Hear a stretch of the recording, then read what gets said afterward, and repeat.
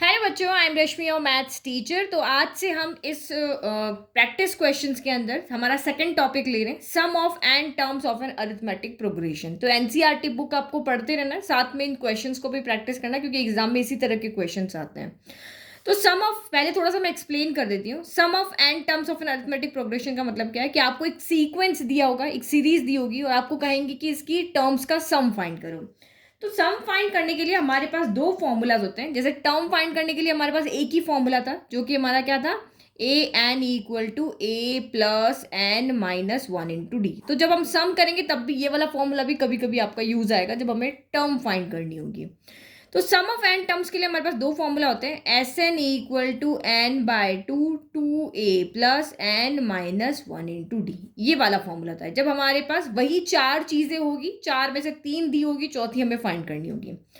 तो इस फॉर्मूले में एक आपका एस एन होता है, मतलब स्टार्टिंग से लेकर के कितनी टर्म का सम करना है वो अगर हमें कहे तो हमें एस एन निकालना है। आपको यहाँ पे जैसे कहा है ना, ये एपी दी हुई है कि फर्स्ट 16 टर्म का सम फाइंड करो। सम हमेशा पहली से लेकर के वहां तक की टर्म का होगा। तो ये जो आपका कहा है ना, सम ऑफ फर्स्ट 16 टर्म, यानी कि ये आपका एन है। एक से लेकर के 16 तक की टर्म का सम फाइंड करो, यानी कि एन आपको यहाँ पे दिया हुआ है। ए आपका वही फर्स्ट टर्म होगा, डी आपका वही कॉमन डिफरेंस होगा, और आपको कहें कि 1 से 16 का सम फाइंड करो, एन आपका 16 है, तो आपको यानी कि एस 16 यानी 16 टर्म का सम वहां से मिल जाएगा। एक और फॉर्मूला होता है हमारे पास सम का, S N equal to N by two A plus L होता है। ये वाला फॉर्मूला भी होता है। तो ये वाला फॉर्मूला हम कब लगाते हैं, जब हमारे पास फर्स्ट टर्म और लास्ट टर्म दोनों दी हुई हो। जैसे आपको यहाँ पे कहे कि 10 6 2 ऐसे कर करके -4 आ रहा है, पांच टर्म आपको दी हुई, इनका सम निकालो। तो अगर मुझे फर्स्ट टर्म पता है, लास्ट टर्म पता है, तो ये वाला फॉर्मूला हम लगा लेंगे। तो बहुत सारी जगह पे यूज आएगा। यहाँ पर जहाँ पे लास्ट टर्म गिवन हो ये वाला लगा लो, जहाँ पे लास्ट टर्म ना गिवन हो वहां पर ए एंड डी गिवन हो तो ये वाला फॉर्मूला लगा दो। इसके अलावा यहाँ पे एक और फॉर्मूला होता है, जब आपको सम वेरिएबल की फॉर्म में दिया होता है। अगर आपको नॉर्मल फॉर्म में इसको सॉल्व करोगे ना तो ये बहुत लेंदी हो जाएगा। जो जो फॉर्मूला याद रखने ना वो मैं यहाँ पे लिख रही हूँ। तो आपको यहाँ पे कहे कि एन टर्म का सम ये है, तो आप इस एपी की एंथ टर्म फाइंड करके बताओ। तो उसका फॉर्मूला बहुत इजी होता है। अगर हमें सम दिया है और एंथ टर्म फाइंड करने के लिए कह रहे हैं, एंथ टर्म को किससे डिनोट कर दें, ए एन से तो डिनोट कर दें। तो ए एन इक्वल टू आपका यहाँ पर हो जाएगा S N minus S N minus one, क्योंकि 1 मार्क से रिलेटेड क्वेश्चन भी इसमें आ जाते हैं। आपको कोई भी इस तरह से वेरिएबल की फॉर्म में दिया होगा और आपको कहेंगे कि आप इसकी सेकंड टर्म क्या होगी निकाल करके बताओ। तो अगर आपको ये चीज यहाँ पे पता है तो आप इजीली यहाँ पर निकाल लोगे, इजीली इसको सॉल्व करके आंसर यहाँ पे बता दोगे। तो सम के लिए अगर हम इस सेकंड टॉपिक के ऊपर अगर हम जा रहे हैं, 5.3 एक्सरसाइज आगे हम सॉल्व कर रहे हैं, तो ये मेनली आपके ये तीन फॉर्मूला वहां पे यूज आएंगे, और ये फॉर्मूला आपके माइंड में होना चाहिए, क्योंकि ये जब भी हमें यहाँ पर कोई भी यहाँ पे एक वैल्यू और नहीं गिवन होगी तो हम इसकी हेल्प से उसको निकालेंगे। तो s N equal to N by two two A plus N minus one into d पहला formula, s N equal to N by two A plus l दूसरा फॉर्मूला। और ये फॉर्मूला हम जब यूज करेंगे, अभी यहाँ पे दो क्वेश्चन करेंगे तो आपको अच्छे से आइडिया लग जाएगा कि इस फॉर्मूले को हम कब यूज करते हैं और कैसे यूज करते हैं। तो पहला क्वेश्चन देखें, फॉर्मूला आप सारा समझ गए, लर्न हो गए। मेनली यही चार फॉर्मूला, मेनली तो यही फॉर्मूला 1 2 3, ये मेन फॉर्मूला है। इसमें से भी ये जब लास्ट टर्म दी हुई तब लगाना, अदरवाइज मेन आपके यही दो फॉर्मूला है। ये वाला क्वेश्चन में लास्ट टर्म दी हो चाहे ना दी हो तब भी हम इससे सॉल्व कर सकते हैं। ठीक है, तो ये दो मेन फॉर्मूला आपको यहाँ पे याद रखना है।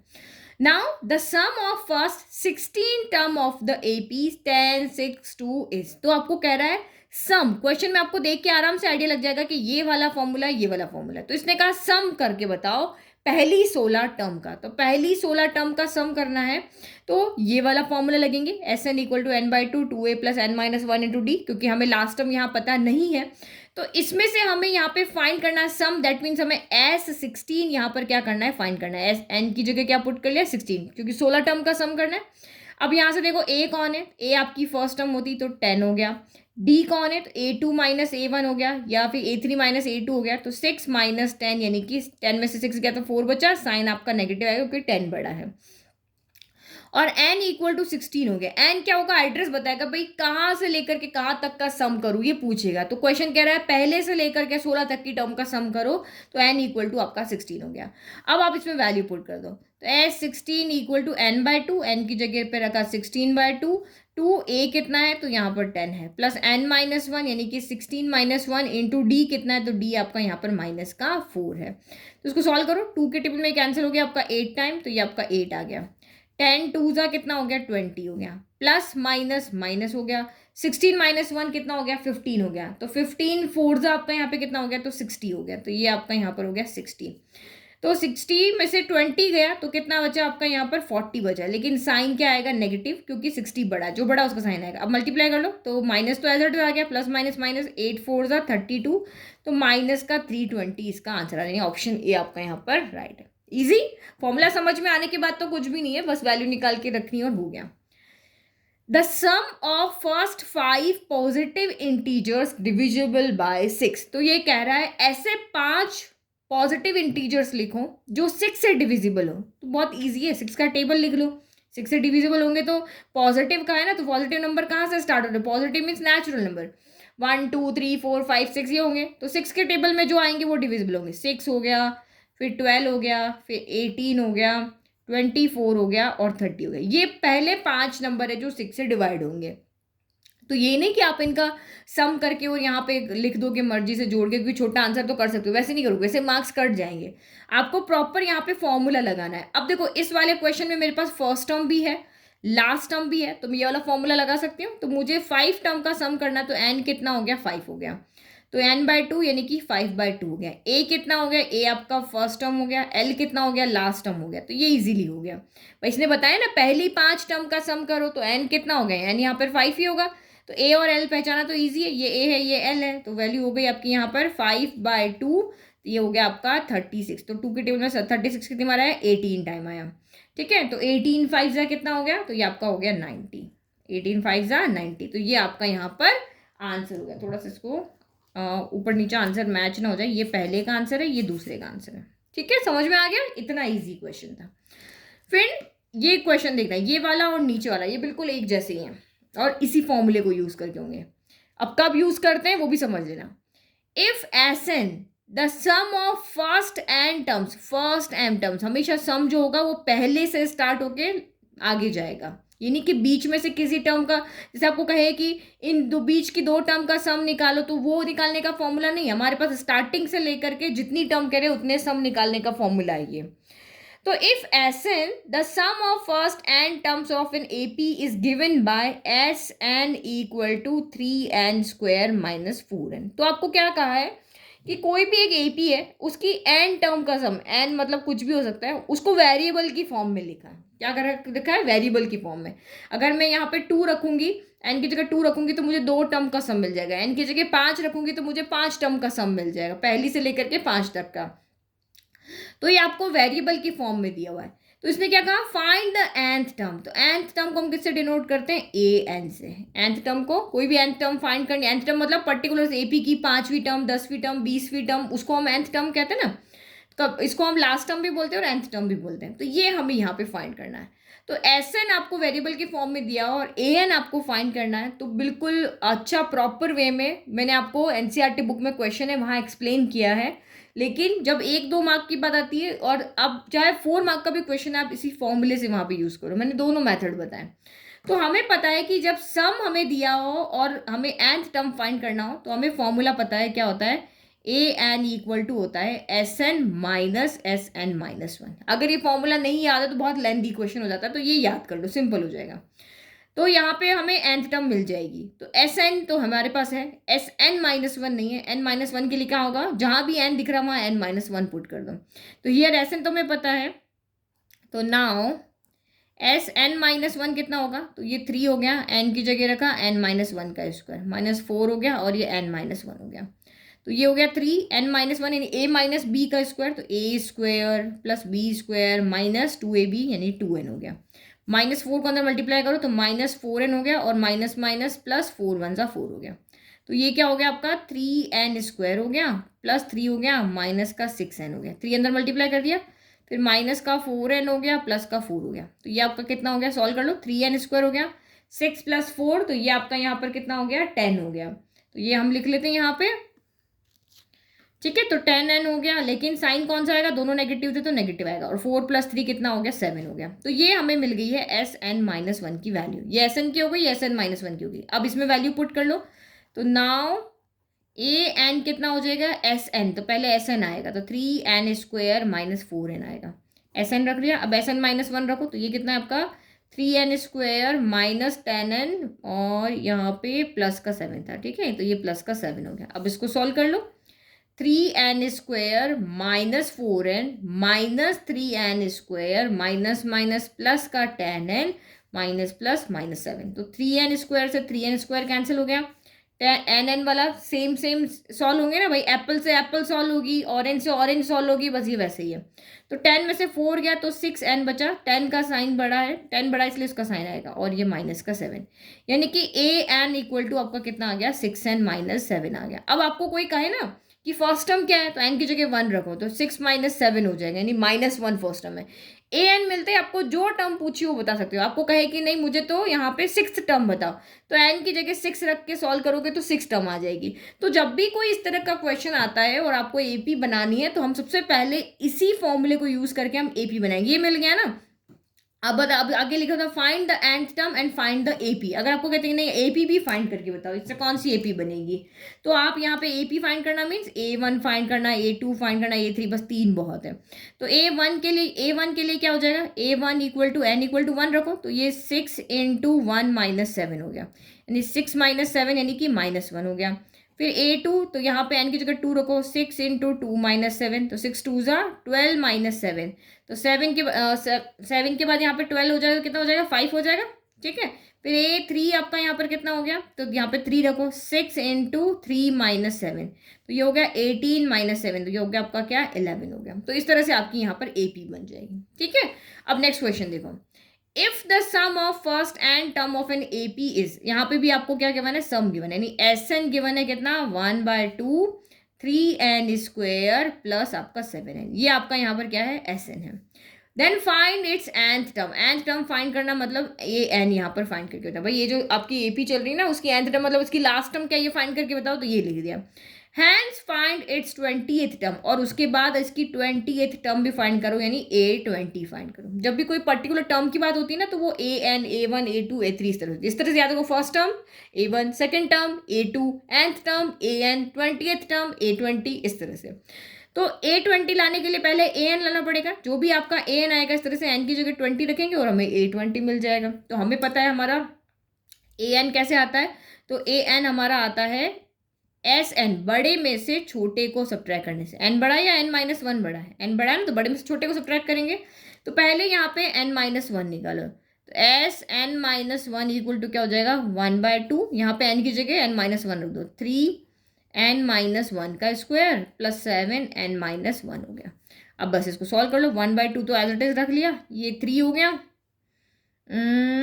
हाँ, n-1 का स्क्वायर क्या होगा n² प्लस 1 माइनस का 2n हो गया, और 7 का अंदर 7n-7 हो गया, तो इक्वल टू आपका ये 1/2 हो गया। इस 3 को अंदर लेके जाओ तो 3n² प्लस 3 माइनस का 6n प्लस 7n-7 हो गया। बस अब इसको सॉल्व करो, ये हो गया 1/2 3n², 7n में से 6n गया तो 7 माइनस 6 क्या होता है 1 होता है, तो n ही बचा, और प्लस का आएगा क्योंकि 7 बड़ा है। 7 में से 3 गया तो 4 बचा, लेकिन साइन नेगेटिव आएगा क्योंकि 7 बड़ा है। तो ये हमारा यहाँ पर क्या आ गया, ये हमारा यहाँ पर आंसर आ गया किसका, SN-1 आपका आ गया, 3n² प्लस n-4। SN हमारे पास यही है, SN-1 हमने ले लिया। अब इसमें वैल्यू पुट करो, तो नाउ AN इक्वल टू, तो AN इक्वल टू क्या होगा SN कौन है आपका यहाँ पर 1/2 3n² प्लस 7n है, फिर माइनस SN-1 तो 1/2 3n² प्लस n-4 हो गया। अब इसको सॉल्व करना है, इधर भी 1/2 इधर भी 1/2, तो 1/2 को हम बाहर ले लेते हैं, 3n² प्लस 7n हो गया। यहाँ बाहर माइनस है, सबके साइन चेंज हो जाएंगे, तो माइनस का 3n² हो गया, माइनस का n हो गया, और प्लस का 4 हो गया, माइनस माइनस प्लस 4 हो गया। 3n² से 3n² आपका कैंसिल हो गया, तो ये कितना हो गया 1/2, 7n में से 1n गया तो ये आपका यहाँ पर कितना बच गया 6n बच गया, और ये आपका 4 बच गया। तो इसका मतलब आपका यहाँ से AN अभी कितना आ रहा है, AN आपका यहाँ पर आ रहा है 1/2 और 6n प्लस 4 आ रहा है। तो ऊपर से न्यूमरेटर इनमें से 2 कॉमन आ रहा है ना, ये कैंसिल हो जाएगा, तो 2 कॉमन ले लो, तो ये क्या बच गया 3n प्लस 2 बच गया, और डिवाइड बाय 2 ये वाला, 2 से 2 कैंसिल, तो AN आपका यहाँ से कितना हो गया 3n प्लस 2 हो गया, ये आपका यहाँ से AN हो गया। अब जो मर्जी आपको टर्म निकालने के लिए कहे वो आप यहाँ से कैलकुलेट कर सकते हो। तो ये इसका मतलब क्या हुआ, nth टर्म, ये आपकी क्या हो गई, nth टर्म जो है वो वेरिएबल की फॉर्म में है, nth टर्म है वेरिएबल की फॉर्म में, 3n+2 हो गई। तो नाउ आपको क्या कहा, 20th टर्म कितनी होगी, nth टर्म ये है तो 20th टर्म कितनी हो जाएगी, n की जगह 20 रख दो, तो a20 इक्वल टू 3 × 20 + 2, तो 3 × 20 कितना हो गया, 60 + 2, तो 60 + 2 कितना हो गया, 62। तो ये उस एपी की 20th टर्म है। इजी, समझ में आ गया ना, अब नहीं भूलोगे आप, ये 2 क्वेश्चन कर लिया ना, अब नहीं भूलोगे। मैंने दोनों तरीके के क्वेश्चन करा दिए, 2 मार्क का भी करा दिया, 3 मार्क का भी करा दिया। लास्ट क्वेश्चन देखो इस वीडियो का। तो कल हमने क्वेश्चन क्या था ना, उस तरह का क्वेश्चन मैंने लिया है, find the sum of all 2-digit natural number which are divisible by 4। तो कल हमने निकाले थे ना, कल हमने क्वेश्चन किए थे, क्या किए थे कि 4 से डिवाइड होने वाले 2 डिजिट के कितने नंबर्स होते हैं बताओ। तो कितने नंबर्स होते हैं वो तो फाइंड करना ही है, उसके बाद हमें सम करना। अरे भाई, आपको कोई क्वेश्चन पूछा है कि 4 से डिविजिबल होने वाले 2 डिजिट के नंबर का सम करो, तो पहले नंबर तो पता होंगे जब सम करेंगे ना, कि भाई 4 आएगा, 8 आएगा, 2 डिजिट का बोला तो 12 आएगा, 16 आएगा, 20 आएगा। तो हमें पता तो होना चाहिए कि 10 नंबर को जोड़ना है या 50 नंबर को जोड़ना है। जब पता होगा तभी तो हम सम करेंगे।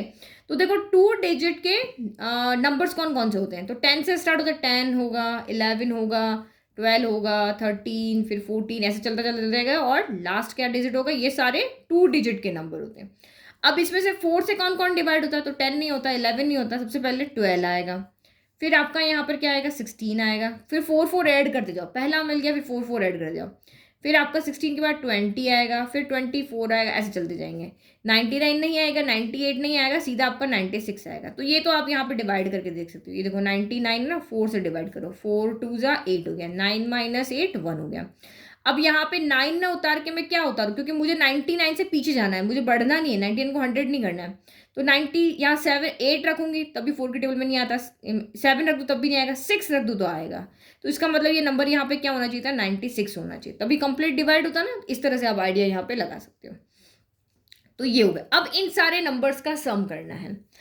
तो सम करने के लिए हमेशा आपको पूछेगा मुझे कितने नंबर का सम करना है। पहले भी क्वेश्चन किया उसमें उसने कहा ना कि भाई फर्स्ट 20 टर्म का सम करो, ये आपको कह रहा था ना, सम ऑफ फर्स्ट 5 का करो, सम ऑफ फर्स्ट 16 का करो। तो यहाँ पे भी ये पूछेगा, हमने इसको कहा सम कर दो, तो इसने कहा यस मेरे पास फॉर्मूला है, लास्ट टर्म मुझे यहाँ पे पता है, तो मैं एस एन का लास्ट टर्म वाला फॉर्मूला लगाती हूँ, S N equal to n/2 a plus है। तो a मुझे पता है 12 है, एल मुझे पता है 96 है, ये मेरा ए है, ये मेरा एल है। लेकिन ये पूछेगा भाई कितने टर्म का सम करूं, इसमें टोटल कितनी टर्म है, ये पहली है, दूसरी है, तीसरी है, चौथी है, ये कौन सी टर्म है। तो हमें पहले जब भी आपको पूछे ना सम करने के लिए कितनी टर्म का सम करूं, तो हमें जाना पड़ेगा ए एन के पास, क्योंकि यही हमारी हेल्प करेगा नंबर ऑफ टर्म्स बताने में। तो ए एन क्या होता है, n/2 a plus n - 1 × d, ये हमारा फॉर्मूला होता है। अरे ये एस एन का लिख दिया, सॉरी। ए एन का फॉर्मूला क्या होता है, a n equal to A plus n - 1 × d, ये फॉर्मूला होता है। तो इसमें देखो ए एन क्या होता है, लास्ट टर्म होता है, तो ये आपका 96 हो गया। ए कौन होता है, फर्स्ट टर्म, ए एन मतलब nth टर्म, तो इसकी ये हमें पता ही नहीं ना, ये हमें पता है पहली, ये दूसरी, ये तीसरी, ये चौथी, ये कौन सी हमें नहीं पता ना, तो इसको हम कहते हैं भाई ये तुम है ना इसकी nth टर्म हो, तो nth टर्म की जगह रख दिया, ए रख दिया, प्लस n - 1, n हमें पता ही नहीं है, d कितना है, तो 16 - 12 यानी 4 हो गया। तो यहाँ से n मिल जाएगा, 96 equal to 12 plus 4 × n 4n -4 हो गया। तो 96 इक्वल टू 12 में से 4 गया तो 8 बजा, 8 प्लस 4n हो गया। इधर चले जाओ, 96 - 8 इक्वल टू 4n हो गया। तो ये क्या हो गया, 88, और ये 4 यहाँ पे आ गया डिवाइड में। तो इसका मतलब यहाँ से 4n कितना आया, 22 आया। तो n इक्वल टू मेरा आ गया 22। अब मुझे यहाँ पे n भी पता है, a भी पता है, l भी पता है, तो मैं अब यहाँ पे कह सकते हैं कि भाई ये जो सीक्वेंस है उसमें टोटल 22 टर्म आ रही है। तो अब फॉर्मूला लगा लो, s N equal to n/2 a plus l. अब मुझे यहाँ पे सबका पता है कि सम तो पूछेगा कितनी टर्म का सम करना है, तो भाई 22 टर्म का सम करना है। तो S22 इक्वल टू n की जगह रखा 22/2, a कितना है तो 12 है, और l कितना है तो 96 है। तो सॉल्व करो, 2 से कैंसिल हो गया, 11 आ गया, 11 इंटू, तो ये 6 + 2 8, 9 + 1 10, तो 100 ऐड 8 × 11, तो ये 88 हो गया, और ये 11 हो गया। तो यानी कि वो सारे नंबर 2 डिजिट के नंबर जो 4 से डिविजिबल हैं, उन सारे डिजिट का सम कितना आ रहा है? 1188 आ रहा है। तो फाइनल यहाँ पे आंसर जरूर लिख देना कि hence the sum of 22 terms is 1188 which are divisible by 4। Final answer आपको जरूर लिखना है और क्वेश्चन के स्टेटमेंट की फॉर्म में लिखना होता है। तो समझ में आ गया? तो ये रहे हमारे आज के सिंपल क्वेश्चंस, जो जिसमें सम से रिलेटेड जो 3 फॉर्मूलाज यहाँ पे यूज होते हैं वो सारे मुझे आपको समझाने थे आज इंट्रोडक्शन में, तो मैंने तीनों तरह के क्वेश्चन इसमें ले लिए। और ये भी मुझे समझाना था ये सम की फॉर्म में कहाँ पे यूज आता है, तो एक क्वेश्चन मैंने इस फॉर्म का भी ले लिया। ठीक है, और आई होप आपको समझ में आया। और नोट्स के लिए आपको कहाँ जाना है, तो लिंक आपको डिस्क्रिप्शन में मिल जाएगा, जहाँ जाके आप नोट्स फ्री में ले सकते हो। Thank you.